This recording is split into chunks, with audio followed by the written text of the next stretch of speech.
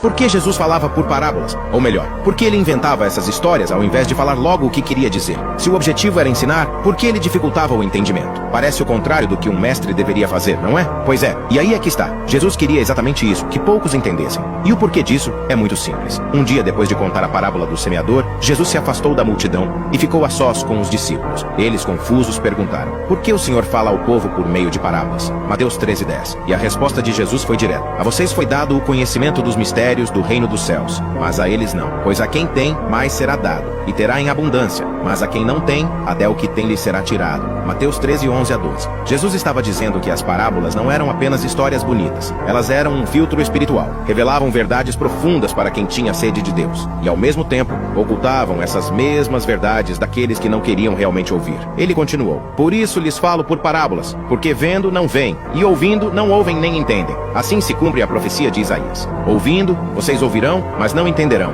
Vendo, vocês verão, mas não perceberão, pois o coração deste povo se tornou insensível. Mateus 13:13-15. Naquela época, muitos líderes religiosos não tinham interesse real pela verdade. Eles estavam mais preocupados em manter seu status e buscar falhas em Jesus do que em aprender. Para eles, as parábolas eram apenas histórias, sem efeito transformador. Mas para quem tinha um coração humilde, elas eram como uma chave que abria as portas do reino. E quanto mais a pessoa recebia e aplicava a verdade, mais Deus lhe revelava. Além disso, havia uma sabedoria prática nessa forma de ensinar. O povo vivia em uma cultura oral. Histórias eram a forma mais eficaz de transmitir e fixar ideias. As parábolas tinham vantagens únicas: facilidade de memorização. Histórias ficam gravadas na mente. Conexão com a vida real. Jesus falava sobre sementes, rebanhos, moedas, pescadores, coisas familiares a todos. Reflexão profunda. Não entregar tudo pronto fazia o ouvinte pensar e se envolver. Proteção contra a acusação imediata. A mensagem estava lá, mas os opositores nem sempre percebiam na hora. Veja alguns exemplos. A parábola do bom samaritano não só respondia "quem é o meu próximo?", mas derrubava preconceitos e ensinava sobre o amor que ultrapassa barreiras. A parábola do filho pródigo não falava apenas de um jovem rebelde, mostrava o arrependimento, o perdão e o amor incondicional do pai. As parábolas eram como caixas de presente. Por fora, simples. Por dentro, um tesouro eterno. Mas só quem estivesse disposto a abrir, encontrava o conteúdo. E essa realidade continua hoje. Muita gente ouve a palavra de Deus, mas não entende, porque não quer obedecer. Mas quem busca com humildade,